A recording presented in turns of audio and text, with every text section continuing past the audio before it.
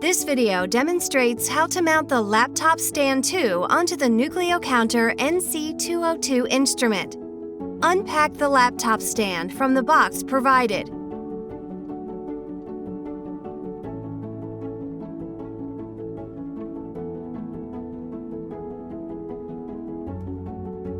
Position the laptop stand plate with the screws facing up.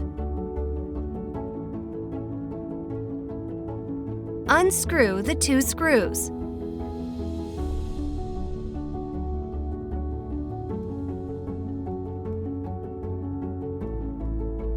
Mount the NucleoCounter attachment on top of the plate. The plate can only be mounted one way so that the screws fit into the slots and the fixer pawl fits into the middle slot.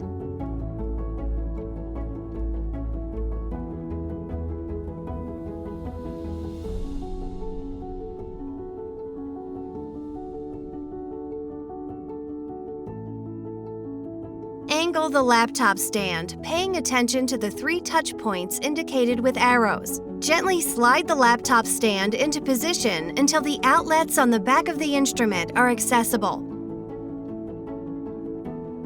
Now your laptop stand is correctly mounted and is ready for use.